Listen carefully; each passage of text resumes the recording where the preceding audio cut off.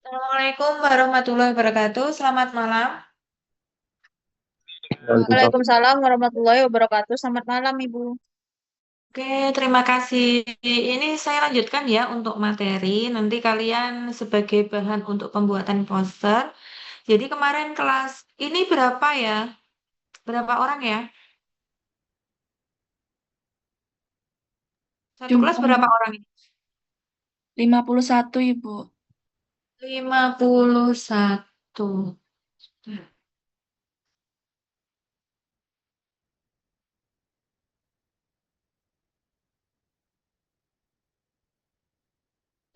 Nanti tolong untuk dibagi ya dari PJMK-nya membagi sendiri. Nanti dibagi menjadi 16 kelompok. Jadi nanti satu materi saya terdiri dari 4 kelompok. Jadi materi kayak kemarin kan sudah dua ya.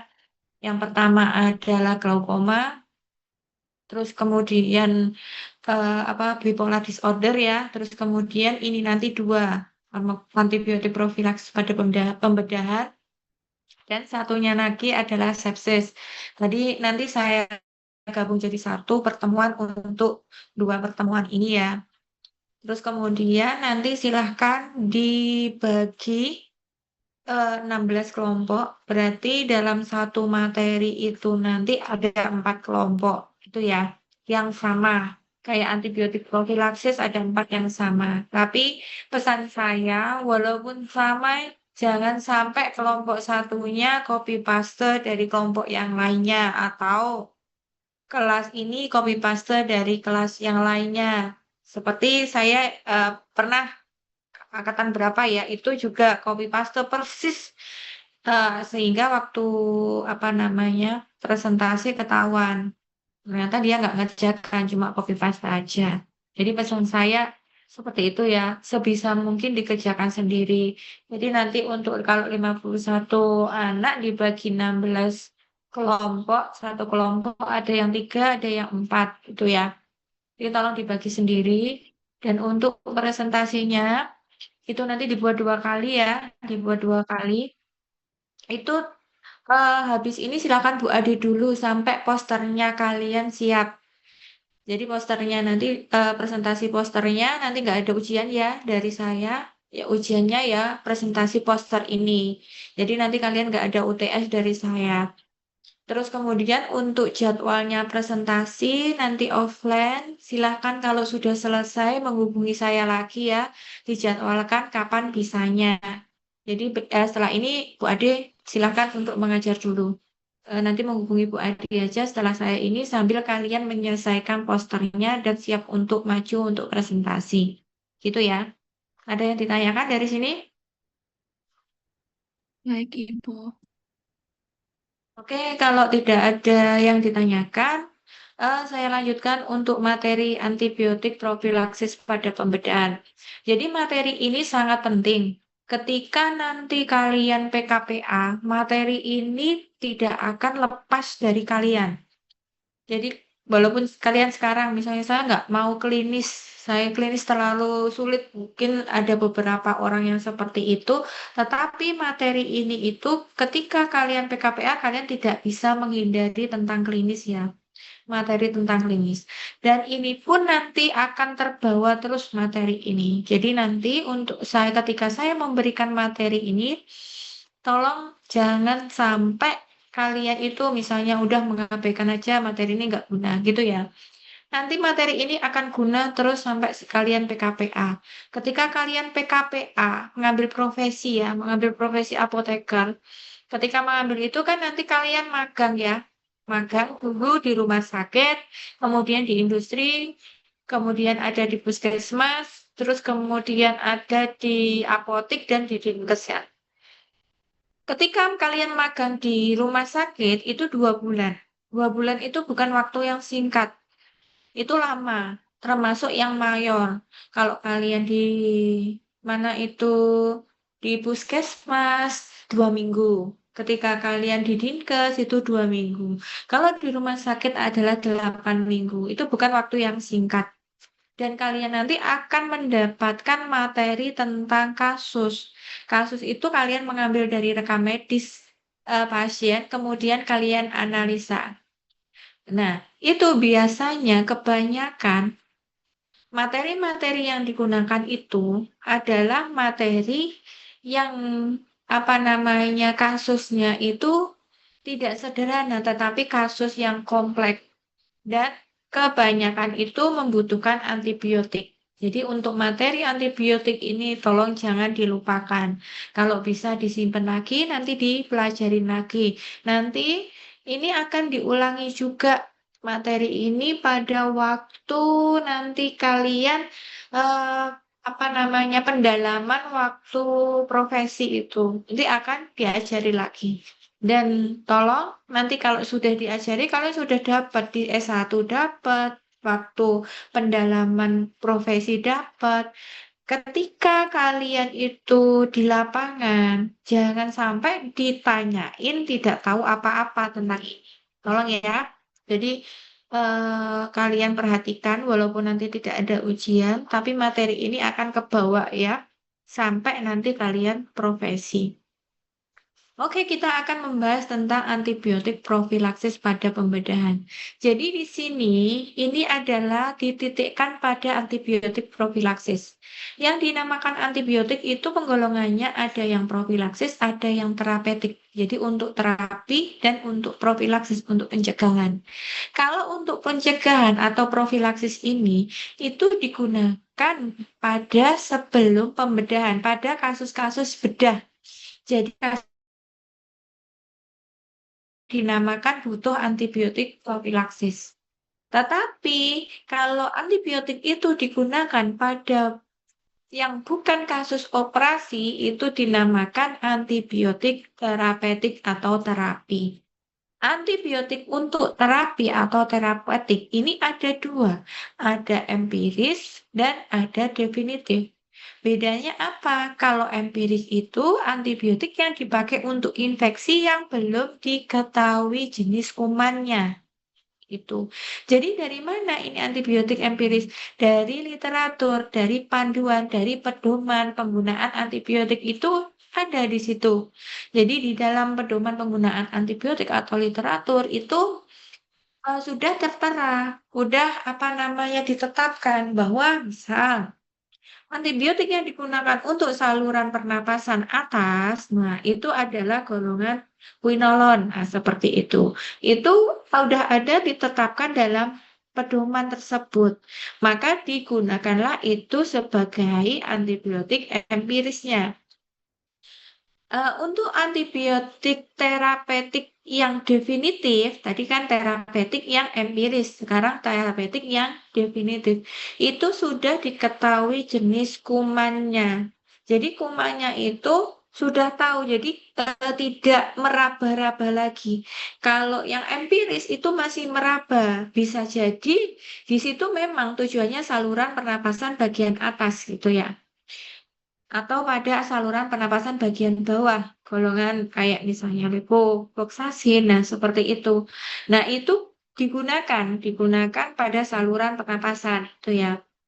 Nah ini masih meraba-raba, bisa tidak menurunkan tanda-tanda SIRS atau tanda-tanda infeksi pada pasien tersebut. Kalau bisa menurunkan tanda-tanda infeksi, salah satunya adalah panasnya turun, leukositnya itu Ibu, turun. Nah, mohon maaf, ini slide-nya ya, belum keganti, Ibu. iya, memang belum. Ini mukadimah dulu, Baik, Ibu. belum.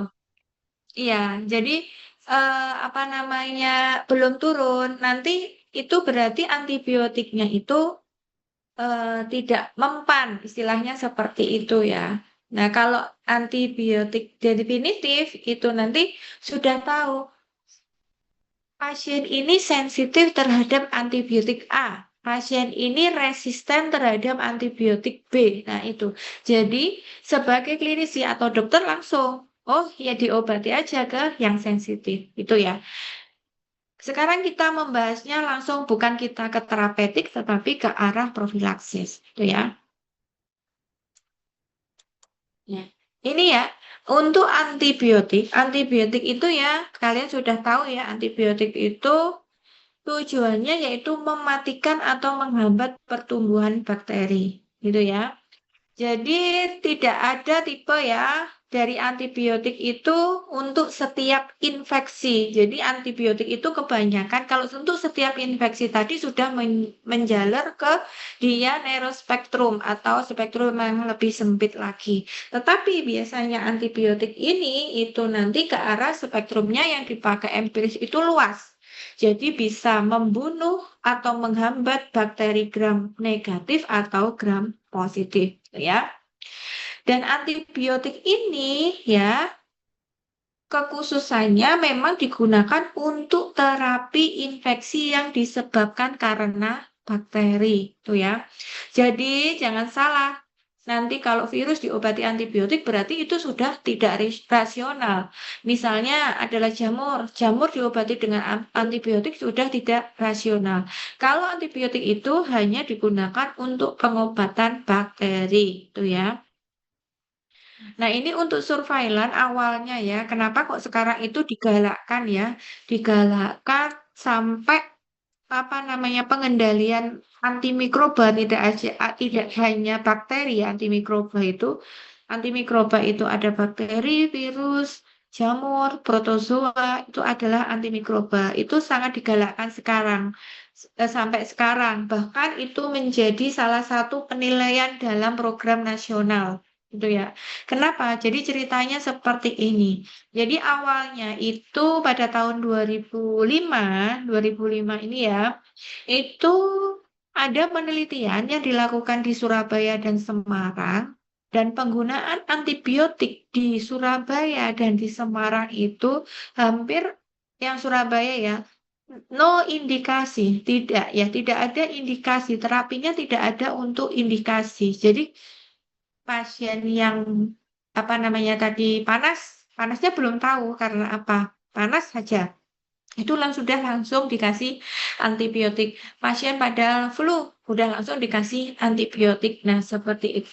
Itu hampir 45 sampai 76% kasus itu tidak ada indikasi dalam penggunaan antibiotik ya, antimikroba. Terus kemudian di Semarang juga presentasinya lebih dari 50%. Kemudian ini untuk terapinya. Terapi tadi ada dua, empiris sama definitif gitu ya. Kemudian pada profilaksisnya ketika dibedah atau mengalami operasi pasien tersebut itu malah tidak ada indikasinya, seharusnya operasi itu tidak diberikan antibiotik, malah dikasih antibiotik karena nanti pemberian antibiotik profilaksis itu nanti juga tergantung operasinya, tuh ya. Operasinya itu bersih terkontaminasi, operasi apa namanya kotor atau operasi terkontaminasi itu. Nanti juga akan membedakan itu pakai nggak antibiotiknya. Terus kemudian dari 2025 kemudian diteliti lagi pada tahun 2017. Jadi 70% sampai 80% itu ya. Itu pemakaian antibiotik itu ya, itu kebanyakan overuse dan misuse. Tuh. Overuse dan misuse. Kalau overuse itu berarti pemakaiannya terlalu banyak ya, misuse itu berarti pemakaiannya sudah tidak tepat lagi. Tuh, jadi ceritanya seperti ini. Bahkan sekarang juga termasuk salah satu penilaian pada akreditasi rumah sakit itu akreditasinya bisa turun jika tidak pernah melaporkan ini program penggunaan antibiotik ini. Jadi selalu antibiotik ini nanti dilakukan evaluasi oleh rumah sakit tersebut kemudian dilakukan pelaporan ke Kemenkes.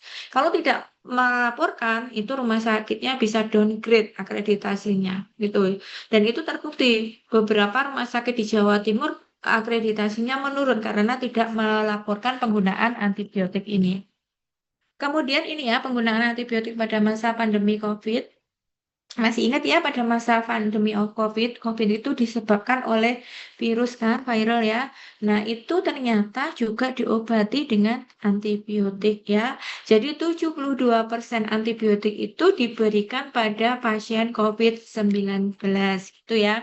Jadi dulu kan pakainya memang pakai apa namanya obat-obat untuk COVID ya, virus ya. Kemudian ditambahin dengan azitromisin. Nah, azitromisin ini merupakan salah satu kelas antibiotik, gitu ya. Nah, ini untuk antibiotik itu ya, nanti golongannya itu penata gunaannya ada tiga ini, access, watch, dan reserve. Nanti kita pelajari ini pada farmasi klinis. Jadi nanti masih ada uh, kelanjutannya tentang antibiotik ini, nanti materi pada farmasi klinis, bagaimana evaluasi penggunaan antibiotik tersebut. Nanti melibatkan access, watch, dan reserve. Gitu ya. Terus kemudian dari 72% itu kan menggunakan antibiotik ya pada pasien COVID-19. Nah, 8% ini kultur bakterinya positif. Berarti yang lainnya berarti tidak ada pertumbuhan bakteri tetapi diberikan antibiotik. Tuh. Ini jadi antibiotik profilaksis itu tujuannya adalah untuk mencegah. Mencegah karena apa? Karena biar tidak terjadi infeksi daerah operasi atau IDO atau ILO. Kalau dulu namanya IDO infeksi daerah operasi, kalau sekarang biasanya disebutnya ILO, infeksi luka operasi gitu. Kalau ILO sama, hampir sama kayak IDO itu ya sama, tapi cuma ganti nama sekarang adalah ILO. Gitu ya. Jadi pada penyebab infeksi daerah operasi IDO atau ILO infeksi luka operasi itu faktor-faktor itu bisa ada yang dapat dihindari dan ada faktor-faktor yang tidak dapat dihindari atau dicegah.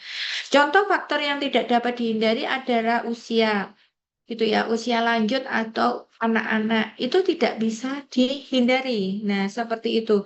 Tentunya bagaimana kalian tahu ya untuk fungsi fungsi tubuh orang lanjut usia, kemudian anak-anak itu tidak seperti orang dewasa, gitu ya. Kemudian ada komorbid nggak penyakit penyerta lain atau tidak, itu juga tidak dapat dihindari. Kemudian imunokompromis, yaitu seperti penyakit autoimun. Nah, seperti itu ya, itu juga tidak dapat dihindari yang bisa menyebabkan infeksi daerah operasi.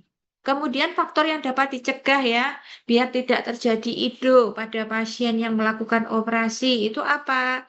Yang bisa dicegah sarananya dari instrumennya apa namanya disterilkan, kemudian linennya disterilkan gitu ya. Penggunaan air bersih, antiseptik itu kan bisa dicegah. Kalau tidak mau mencegah ya sudah alat-alat operasi tidak usah disterilkan. Nah, seperti itu. Tetapi kan harus ya alat-alat untuk operasi itu harus disterilkan. Kemudian prosedur pembedahan itu juga bisa apa namanya dicegah ya, melakukan prosedur pembedahan dengan benar. Kemudian pemberian antibiotik profilaksis ini. Ini merupakan salah satu faktor yang bisa mencegah penyebab dari IDO. Bahan antiseptik, terus kemudian durasi operasi gitu ya. Kemudian sumber daya manusianya, jumlahnya terlalu banyak nggak di dalam kamar operasi. Kalau pas apa namanya petugasnya terlalu banyak, nah itu juga bisa menyebabkan IDO. Jadi tidak serta-merta IDO itu hanya dari apa namanya ruangan itu instrumennya, tetapi beberapa faktor bisa mempengaruhi penyebab terjadinya dari IDO itu. Nah, ini untuk antibiotik profilaksis. Antibiotik profilaksis itu digunakan untuk mencegah komplikasi infeksi pada tindakan operasi bersih dan bersih terkontaminasi. Jadi dua ini, operasi bersih dan bersih terkontaminasi nanti menggunakan antibiotik profilaksis. Sedangkan operasi terkontaminasi sama operasi kotor itu tidak menggunakan antibiotik profilaksis. Tuh. Malah biasanya menggunakan empiris. Kalau sudah menggunakan empiris pada operasi karena sudah menggunakan empiris pada operasi bersih, operasi kotor dan terkontaminasi, maka tidak perlu menggunakan antibiotik profilaksis biar tidak overuse. Tuh. Nah, ini bukan sterilisasi daerah operasi ya tujuan pemberian antibiotik profilaksis, Tujuannya bukan menyeterilkan, tetapi untuk menekan kolonisasi pertumbuhan dari bakteri, perkembangbiakan dari bakteri. Jadi untuk menghambat kolonisasi. Tuh. Terus kemudian antibiotik profilaksis ini yang dulunya diberikan di ruangan perawatan, tetapi sekarang harus diberikan di kamar operasi. Dan pemberiannya antibiotik profilaksis itu 30 sampai 60 menit ya sebelum operasi. Nah, ini bisa diulang pemberiannya jika operasi tersebut diperpanjang gitu ya. Jadi tapi batasan waktunya tidak boleh melebihi 24 jam. Kalau operasinya diperpanjang penggunaan antibiotik profilaksis ini. Dan penggunaan antibiotik profilaksis itu ingat hanya single dose, bukan multiple. Kalau single dose itu berarti 1 kali 2 gram gitu. Kecuali kalau operasinya diperpanjang, nanti akan diberikan lagi 1 kali 2 gram. Kalau multiple biasanya 2 kali 1 gram itu bukan antibiotik profilaksis seperti itu. Kalau sudah seperti itu udah ranahnya ke empiris itu ya. Nah, ini kelas operasi dan penggunaan antibiotik ya, yang saya bilang tadi, kelas operasi, ada operasi bersih terkontaminasi, operasi terkontaminasi, dan operasi kotor. Apa sih yang membedakan ini? Kelas terapi operasi ini, gitu ya. Jadi kalau operasi bersih itu operasi yang direncanakan dan dilakukan pada daerah yang terinfeksi, tidak membuka saluran cerna, saluran empedu, urinarius, dan respiratorius. Jadi di sini adalah tidak membuka saluran cerna, respirasi. Karena kenapa? Saluran cerna itu kan ada di situ bakteri ya, Escherichia coli. Nah, itu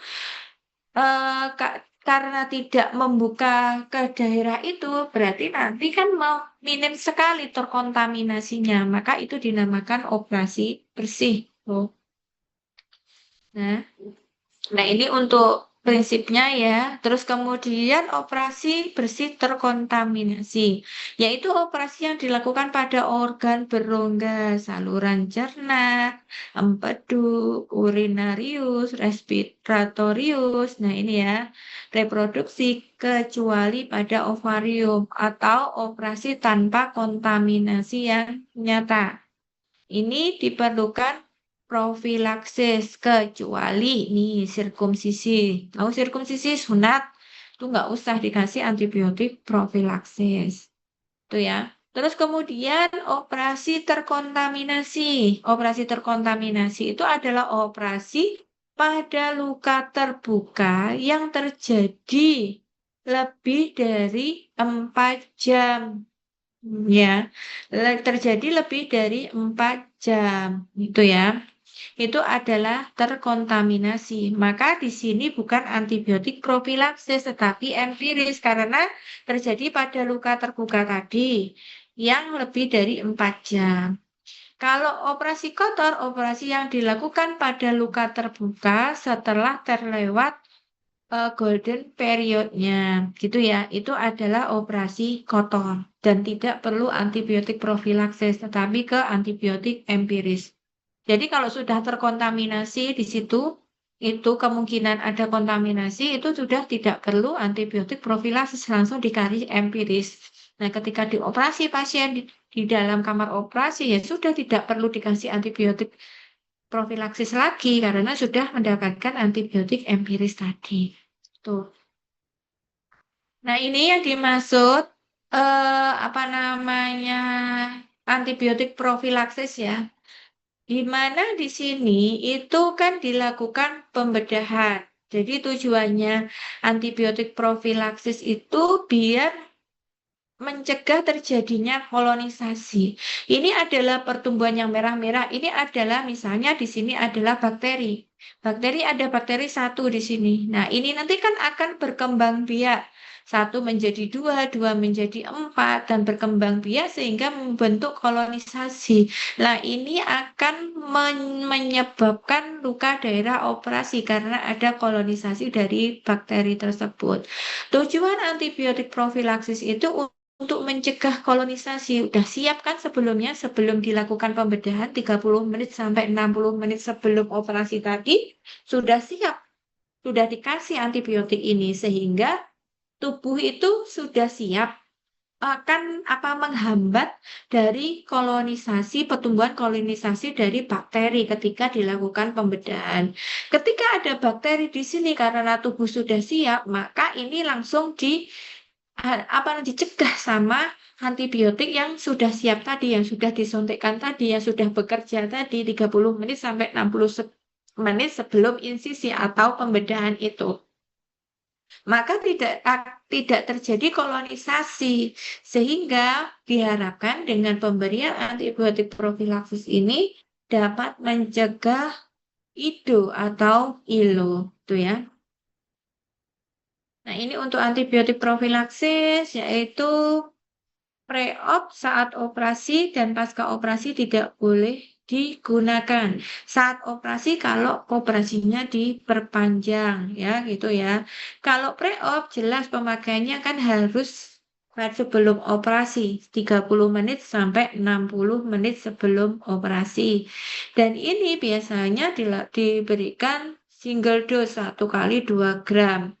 Pemberiannya di kamar operasi tidak perlu skin test. Kalau dulu dilakukan skin test, kalau sekarang tidak perlu dilakukan skin test. Nah, bagaimana nanti kalau misalnya terjadi apa namanya pasien alergi terhadap antibiotik tersebut?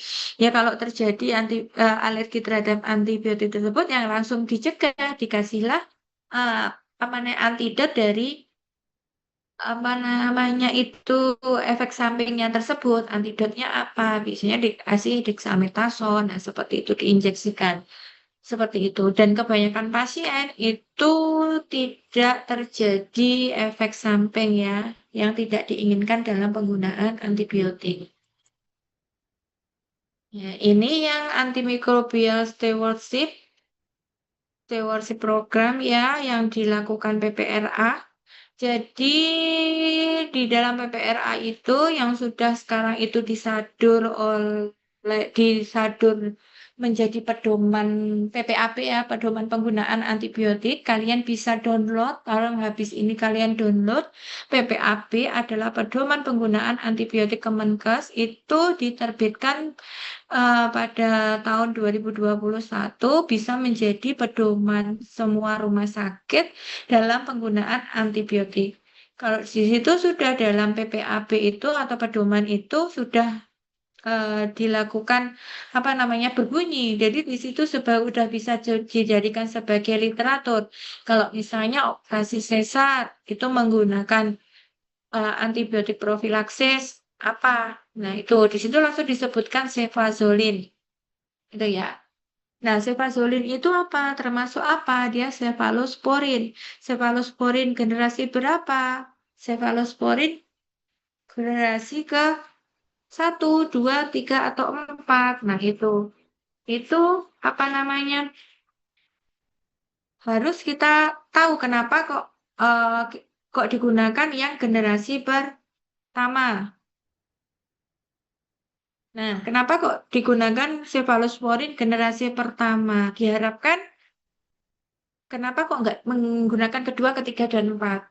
Diharapkan jika generasi pertama ini nanti sudah resisten, bisa digantikan dengan generasi yang lebih baru lagi, yaitu generasi 2. Kalau sudah memakai generasi yang tertinggi, yang terbaru, itu dipakai dan resisten, nanti maka sudah tidak bisa lagi akan diberikan apa lagi, sedangkan kalian tahu kan yang dinamakan bakteri itu juga pinter. Iya, dulu dengan amoksisilin aja bakteri itu tidak resisten, tetapi bakteri itu selalu belajar dan belajar, tidak kalah dengan kalian. Kalian yang selalu belajar, bakteri juga belajar. Kalau diberikan amoksisilin, terus bakteri setiap sakit amoksisilin, batuk amoksisilin, terus kemudian flu amoksisilin. Nah, ini biasanya terjadi penggunaan seperti ini di apotik yang langsung memberikan ya, apotik keluhan, swamedikasi, langsung dilayani dengan antibiotik. Nah, ini salah satu penyebab yang membuat resisten. Tuh. Makanya di apotek juga dilarang menjual bebas antibiotik karena efeknya kalau sudah resisten itu pengobatan kepada pasien itu sulit. Itu bukan apa-apa kalau kalau kita di farmasi itu hanya memikirkan yang penting jualannya laku, ya kita akhirnya tidak memikirkan nanti ke depannya pasien ini bagaimana. Padahal kalau sudah resisten, pasien itu sudah tidak bisa diobati dengan antibiotik tersebut, harus perlu antibiotik yang lebih tinggi lagi. Karena kenapa? Karena bakteri yang ada di dalam tubuh pasien tersebut belajar. Oh, mekanismenya amoksisilin seperti ini. Itu belajar sehingga bakteri-bakteri dulu yang awalnya bisa terbunuh itu sama amoksisilin ini akhirnya juga bisa survive, tidak apa namanya resisten. Jadi tidak bisa terbunuh lagi atau dicegah lagi. Dan pinternya bakteri itu selain dia belajar, dia juga bisa transfer gen. Jadi gen yang sensitif itu bakteri yang sensitif bisa diberikan ke yang resisten. Akibatnya yang resisten, yang sensitif itu, yang awalnya sensitif bisa diobati menjadi resisten semua. Nah, seperti itu. Itu seperti itu, selalu dipelajari oleh bakteri. Kalau kita sebagai tenaga kesehatan itu selalu memberikan antibiotik yang tidak bijak kepada pasien, nah itu efeknya ke pasien sendiri. Jadi seperti kita itu apa ya menjelentrengkan pasien itu ke arah yang tidak benar seperti itu karena kalian tahu sendiri untuk penemuan antibiotik risetnya itu lama tidak mudah kalau menciptakan obat baru lagi gitu ya. Ini untuk pemakaiannya single dose maksimalnya 24 jam. Kenapa 24 jam? Karena di situ bisa jadi operasinya diperpanjang. Tetapi kalau sudah operasinya nggak diperpanjang, sudah kembali ke ruang rawat inap, itu ya bukan profilaksis lagi, tuh ya. Nah, ini profilaksis yang direkomendasikan. Nanti kalian bisa baca sendiri di PPAB ya, di situ ada. Nanti bisa jadi pedoman kalian. PPAB tolong di-download, ditaruh di folder. Ini nanti akan berguna ke kalian ya. Berguna sekali untuk nanti ketika kalian profesi ya. Nah, ini tindakan operasi yang tidak diperlukan antibiotik ya. Jadi, persalinan pervagina normal ya. Persalinan normal itu tidak butuh antibiotik. Kauterisasi atau biopsi tidak. Terus eksisi tumor tidak. Sirkumsisi, sunat. Sunat itu tidak perlu antibiotik. Tonsilektomi tidak perlu. FAM tidak perlu. Pemasangan IUD atau implan tidak perlu. Kuretase atau abortus itu juga tidak perlu antibiotik. Nah, ini ya. Ini adalah akibat misuse dan overuse antibiotik profilaksis ya. Jadi salah pemakaiannya eh, misuse gitu. Seharusnya tidak perlu kasih antibiotik. Kemudian pemakaian dosisnya juga tidak tepat. Nah, seperti itu juga terjadi misuse ya. Nah, itu bisa terjadi luka daerah operasi ini. Harusnya 1 kali 2 gram, tetapi diberikannya 2 kali 1 gram. Nah, 1 gram ini untuk mencegah terjadinya kolonisasi kurang kuat. Padahal harusnya dikasihnya 1 kali 2 gram. Nah, itu bisa menjadikan infeksi luka operasi ini. Jadi, luka operasinya bisa bernanah. Nah, kalau bernanah harus dibuka lagi, harus dioperasi lagi, dibersihkan lagi. Biasanya kalian mungkin dengar ya, oh ternyata kayak ada orang SC kemudian ada nanah, sesar ya, sesar nanan kemudian dioperasi lagi. Mungkin dari kalian pernah dengar seperti itu. Nah, itu kalau nanahan di luka bekas operasi itu yang dinamakan ILO atau IDU. Nah, ini antibiotik profilaksis ya, tadi digunakan untuk operasi bersih dan bersih terkontaminasi. Ingat dosisnya tunggal, 1 kali 2 gram. Pemakaiannya 30 menit sampai 60 menit sebelum operasi. Tujuannya untuk mencegah, bukan untuk mengobati ya. Untuk mencegah kolonisasi. Itu ya. Jadi itu udah kalau materi ini saya lanjutkan ke materi satunya.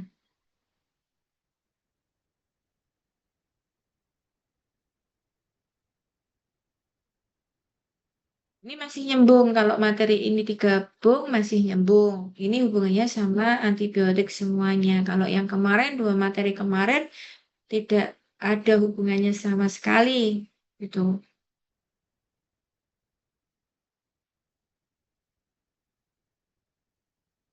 Ya, ini untuk sepsis. Sepsis. Apa itu definisi sepsis? Sebentar ya, Dek. Saya tak minum dulu sebentar aja.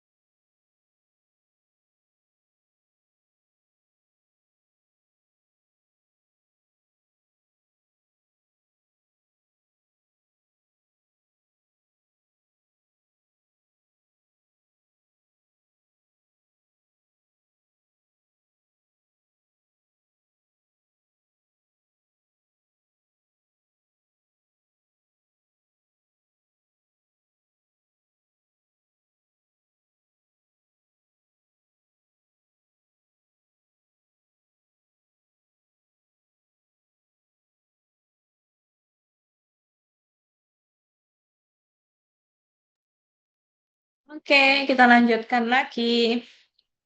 Sepsis, kita sekarang membahasnya ke sepsis. Apa itu sepsis? Sepsis merupakan disfungsi organ yang mengancam jiwa akibat disregulasi respon tubuh terhadap infeksi. Jadi, tubuh mengalami infeksi ya. Infeksinya itu bisa disebabkan karena bakteri, virus, atau jamur. Nah, seperti itu. Dan itu pun bisa mengancam jiwa. Mengancam jiwa. Kalau mengancam jiwa berarti nanti jatuhnya ke arah shock sepsis tuh. Nah ini, sekarang ke shock sepsis. Shock sepsis adalah sepsis yang disertai gangguan hemodinamik dan metabolik yang memerlukan dukungan vasopresor untuk mencapai target tekanan darah arteri lebih dari 65 mm Hg. Sepsis itu infeksi. Infeksi pada tubuh ya. Tapi kalau infeksinya tidak bisa dikendalikan, bisa ke arah shock sepsis. Shock sepsis itu tanda-tanda salah satunya adalah tekanan darah yang menurun. Makanya kalau tekanan darah menurun pada pasien infeksi ke arah shock, itu perlu diberikan vasopresor untuk menaikkan tekanan darah si pasien tersebut. Nah, ini biasanya sepsis ini bisa jadi terjadi karena pengobatan terhadap infeksi tersebut gagal, belum berhasil. Karena apa? Karena tidak tepat penggunaan antibiotik yang saya bilangin tadi. Pasien diberikan antibiotik yang antibiotiknya sudah resisten.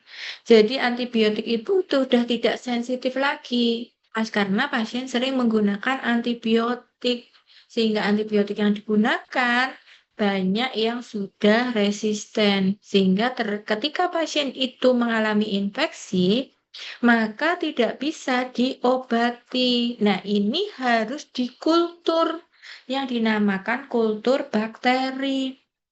Pertumbuhan bakterinya apa? Nah, bakteri ini sensitif terhadap antibiotik yang mana, resisten terhadap antibiotik yang mana. Dan kultur yang dinamakan kultur itu kan kalian tahu kan pernah membuat kultur mungkin ya waktu pelajaran mikro. Nah, itu kultur itu kan ditaruh dikembangbiakan kan, dikembangbiakan di cawan bateri, kemudian ditanam kan, kultur itu bakterinya ditanam. Nanti muncul kan ini bakterinya, em, apa namanya, tumbuh kan bakterinya, kemudian diobati dengan berbagai antibiotik. Nah, ini sensitifnya mana, resistennya mana. Nah, itu ketika menumbuhkan bakteri itu waktu 5 sampai 7 hari. Nah, itu yang menyebabkan apa namanya?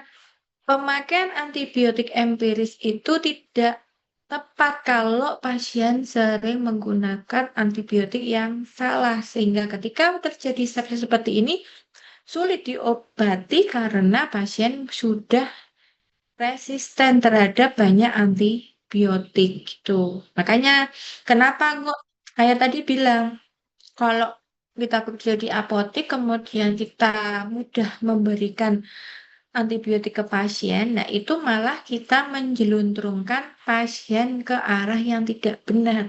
Tuh. Kenapa? Kalau pasien itu sudah sering menggunakan antibiotik, itu bisa menyebabkan pasien tersebut resisten. Kalau resisten terjadi infeksi, nah ini yang nanti butuh antibiotik yang harus tepat, yang dia itu spektrumnya yang misalnya sudah langsung ke arah situ, sensitifnya yang mana itu yang sulit dalam menentukan, ini harus dengan kultur terlebih dahulu tuh ya. Nah, ini untuk etiologi dari sepsis. Jadi etiologi itu penyebab terbesarnya adalah bakteri gram negatif. Dari kasus yang ditemukan 60 sampai 70% kasus itu adalah yang ditemukan bakteri gram negatif. Terus kemudian 20 sampai 40% kasus itu dari gram positif. Jadi ya bakteri gram positif. Terus yang lainnya sisanya dari jamur, virus, protozoa. Protozoa itu jarang dapat menyebabkan sepsis. Tuh. Nah, ini untuk patofisiologi sepsis ya, patofisiologinya. Awal mulanya pasien ada infeksi. Infeksi ini akan memicu keluarnya mediator-mediator inflamasi yang ada di dalam tubuh. Mediator-mediator inflamasi itu akan memicu terjadinya vasodilatasi, mikrovaskular plak, plak pada mikrovaskular, pembuluh darah, kemudian vasokonstriksi, kemudian bisa menyebabkan disfungsi dari endotel.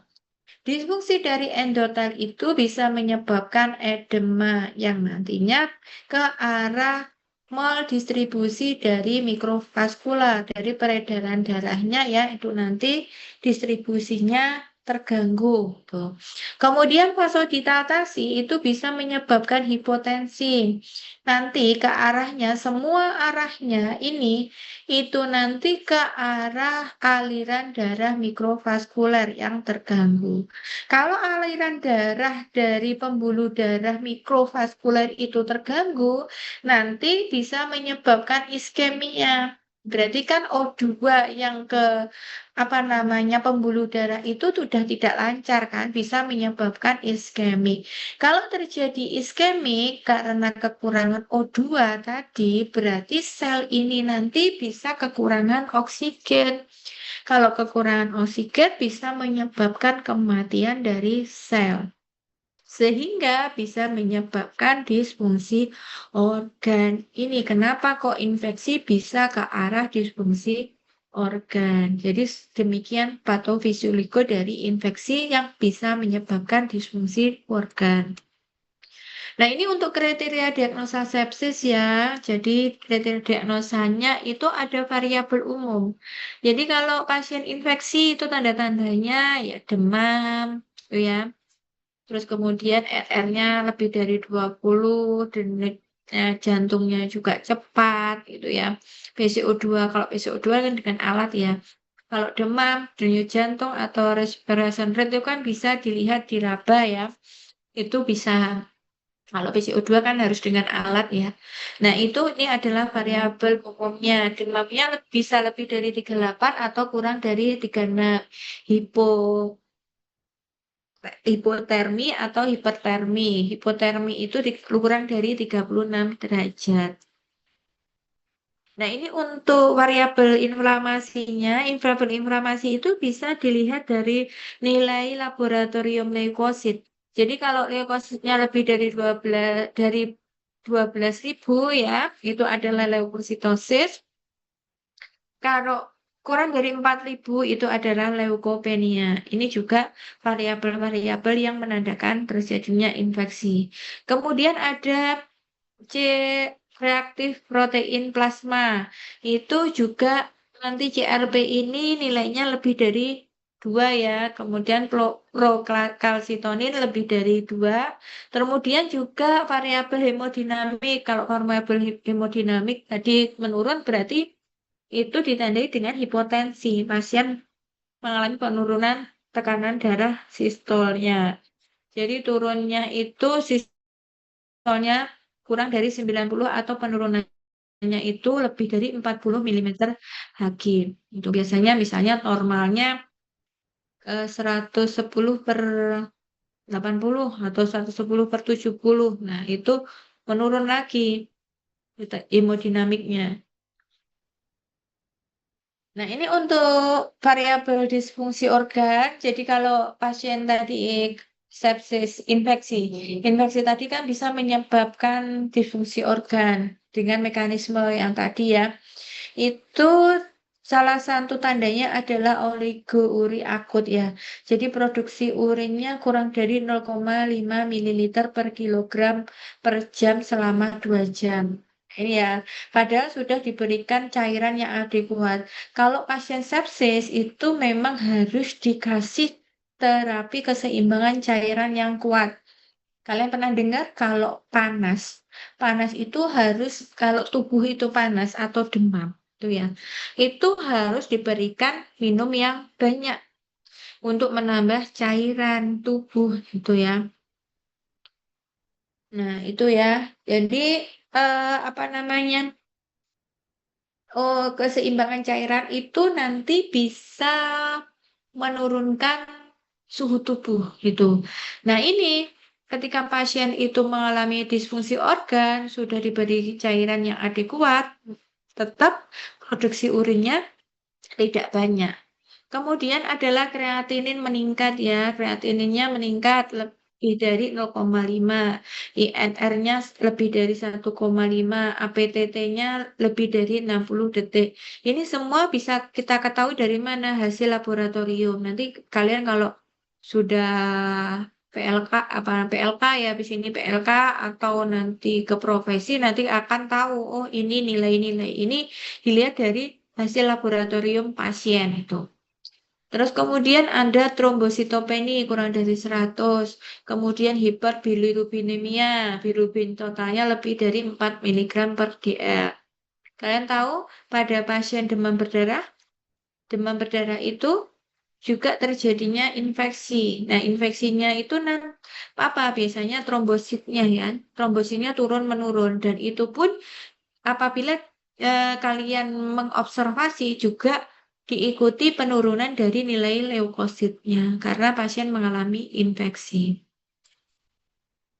Ini secara simpelnya ya sepsis. Dari dulu itu dibagi sepsis itu ada sepsis, terus kemudian fever dan shock sepsis. Sepsis itu ditandai oleh lebih dari tanda-tanda SIRS ya, kriteria SIRS-nya lebih dari dua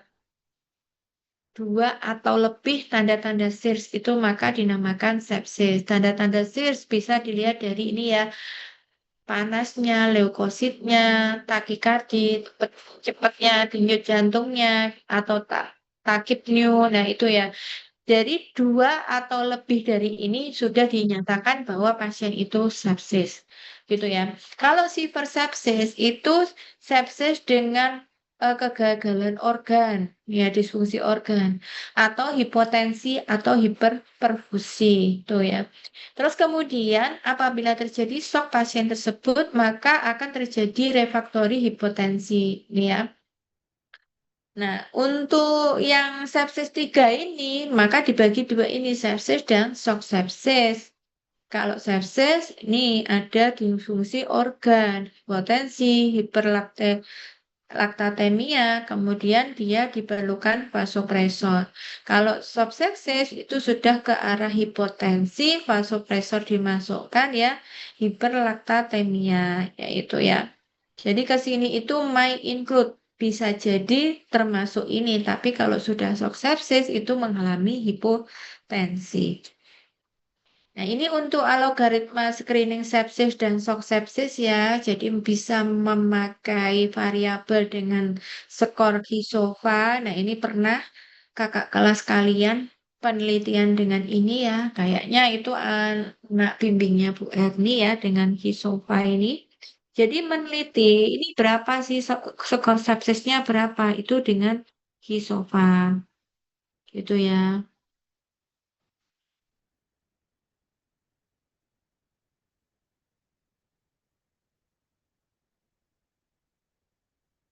Nah, Nah, ini dengan Kisofa ini nanti bisa apa namanya pasien itu ke arah sepsis atau subsepsis itu bisa dengan algoritma ini ya, dengan Kisofa ini.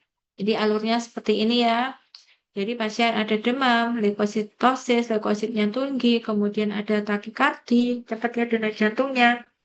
Nah, ini dicurigai adanya infeksi, itu ya. Maka kisofanya, ya, kisofanya lebih dari 2. Terus kemudian ada disfungsi organ tidak? Gitu. Kalau ada disfungsi organ, maka nanti hisofanya tambah lagi. Nih, kalau masih nih hisofanya, oh tidak, ternyata ini tidak ada. Kecurigaan infeksi tidak ada. Masih ada curiga lagi tidak? Ini tetap diobservasi dulu. Kalau tidak ada ya sudah tidak ada nanti dipantau aja. Itu. Kalau ini ada disfungsi organ, maka nanti bisa ke arah sepsis pasiennya. Terus kemudian sepsis ini sudah dikasih cairan yang adekuat belum? Resusitasi cairan, terapi cairan belum? Yang sudah kuat belum? Nah, kalau sudah tetapi masih belum membaik, bisa ke arah ini shock sepsis ini. Itu ya. Jadi ini ke arah kisopanya. Kisopa dilihat nilai dari kisopanya. Nah ini kisopanya. Jadi respirasinya berapa? Pakai koagulan enggak? Nilai bilirubinnya berapa? PTT-PTT-nya tadi. Kardiovaskularnya, renal kreatininnya meningkat atau tidak. Nah ini kreatinin, nilai kreatinin ini jangan sampai salah kalian mendeteksi dengan kreatinin. Biasanya kalau nilai kreatininnya tinggi itu kita menilainya pasien itu ada gangguan ginjal gitu ya. Gangguan ginjal ke arah CKD gitu ya. Tetapi ingat kalian harus menelaah dulu pasien sebelumnya memang sudah didiagnosa gagal ginjal apa belum? Apa tidak? Itu apa tidak? Kalau tidak didiagnosa gagal ginjal, tetapi kreatininnya itu tinggi, bisa jadi pasien itu mengalami infeksi. Nah, sepsis ini karena sepsis itu adanya infeksi itu bisa meningkatkan terjadinya kreatinin yang meningkat. Maka di sini nanti pasien bisa sebentar, kok ini habis ya baterai saya. Bentar, sambil saya cas ya.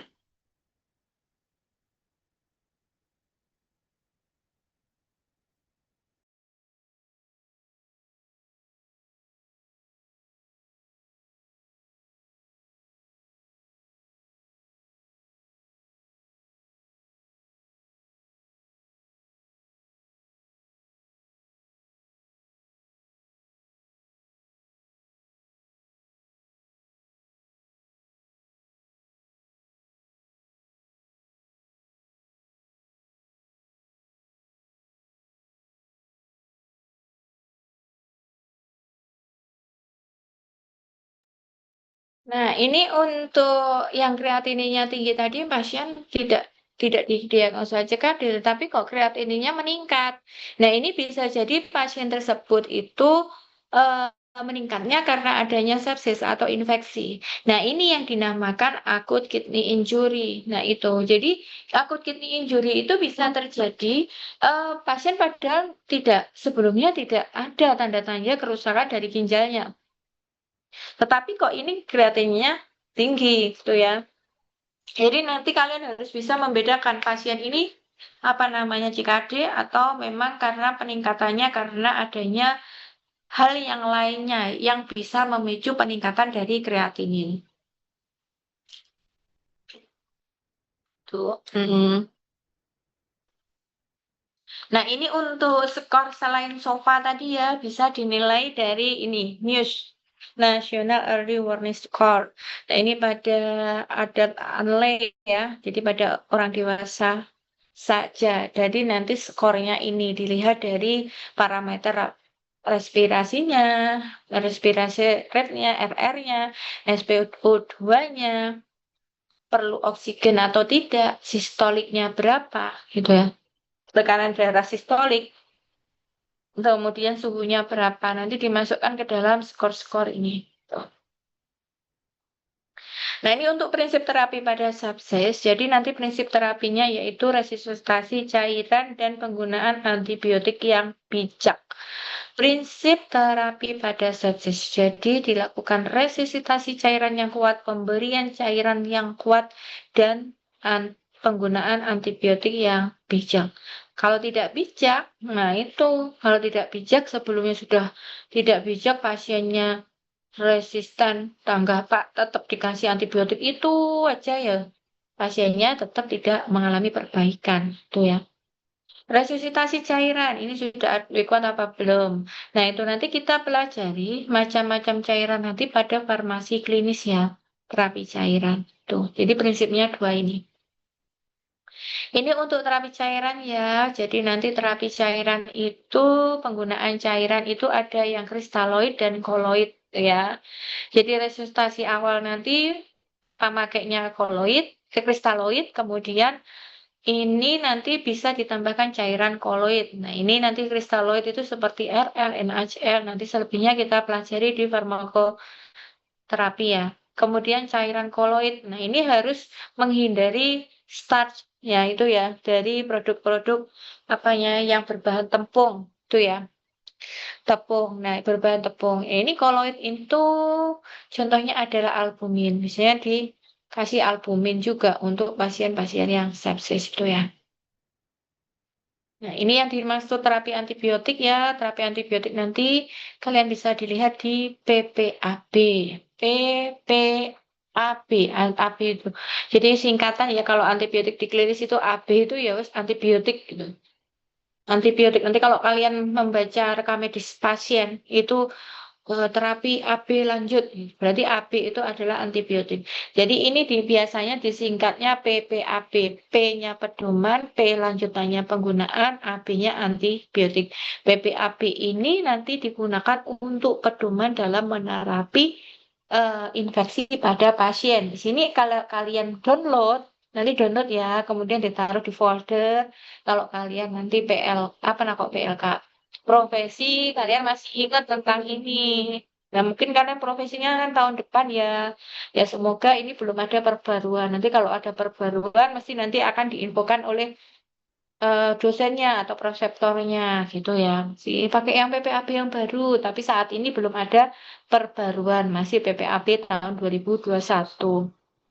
Itu ya. Nih. Di sini ada terapi empirisnya ada, terapi profilaksisnya ada. Nah, ini untuk durasi antibiotik ya. Durasi yang cukup pemberian antibiotik itu 7 sampai 10 hari pada sebagian besar infeksi berat termasuk sepsis dan shock sepsis. Durasi lebih lama itu diperlukan pada beberapa kasus sepsis gitu ya. Terus kemudian durasi lebih singkat itu dipertimbangkan untuk beberapa pasien. Misalnya, udah 7 hari cukup ini. Misal perbaikan klinisnya membaik. Terus kemudian pada ISK, pielonefritis itu ada pedomannya sendiri berapa hari dalam menggunakan antibiotik tersebut. Nah, ini untuk timing dosisnya. Ingat kalian waktu belajar farmakokinetik ya, udah belajar ya farmakokinetik. Nanti farmakokinetik ini nanti akan belajar tentang kurva ini, MPC dan MIC. Nah, ini maksimal potensial konsentrasi dan satunya minimum inhibitor konsentrasi. Jadi konsentrasi minimum inhibitor kalau antibiotik digunakan gitu ya. Digunakan terus kemudian lupa dalam meminum obat. Kemudian sampai di bawahnya kadar MAIC ini, maka itu nanti yang bisa menyebabkan pasien itu nanti harus kembali ke awal lagi penggunaannya. Karena sudah tidak mempunyai daya hambatnya, seharusnya dipakai obat kembali apabila dosisnya itu multiple dose ya. Itu kalau tidak digunakan secara tepat lagi, maka nanti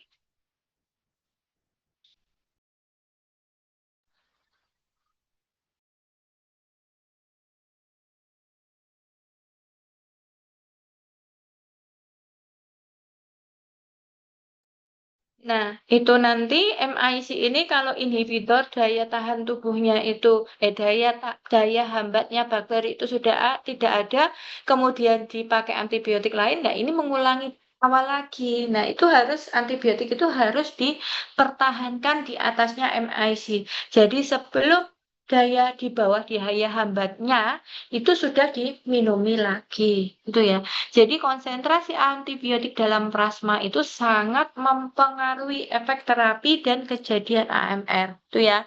Kejadian AMR apa? Kejadian antimikrobia resisten.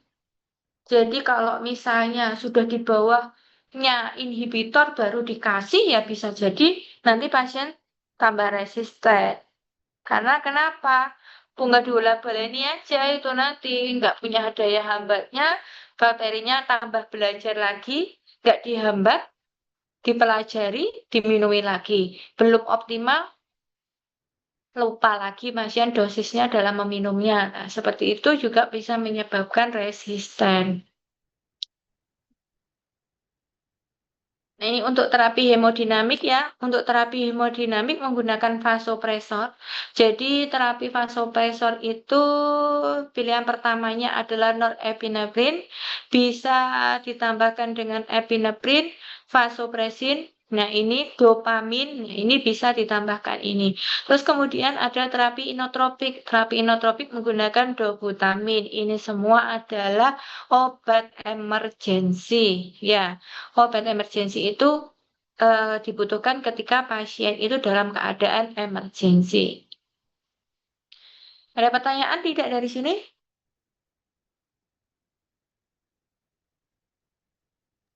Belum ada, Ibu. Belum ada. Nanti dibaca-baca lagi ya untuk ini. Jadi saya tadi kalau dua materi gini agak balap. Nanti dibaca-baca lagi ya untuk antibiotik ini. Nanti kalian poster semoga dengan poster kalian semakin memahami materi ini nanti. Itu ya. Kalau belum ada pertanyaan, belum ada ya. Semoga bermanfaat. Tolong slide-nya dan PPAP segera di-download, kemudian ditaruh di folder. Nanti insya Allah kalian mesti akan membutuhkan ketika kalian profesi. Gitu. Kalau belum ada pertanyaan, saya akhiri ya. Semoga bermanfaat untuk kuliah kali ini dan nanti bisa menjadi pandangan kalian ya, pengalaman nambah pengetahuan kalian. Jadi ketika kalian nanti kerja di apotek, apoteker di puskesmas atau apoteker di rumah sakit, nanti kalian bisa menggunakan ketika melayani pasien membeli antibiotik, kalian bijak dalam memutuskan dikasih atau tidak dikasih, gitu ya. Sudah saya akhiri, selamat malam. Wassalamualaikum warahmatullahi wabarakatuh.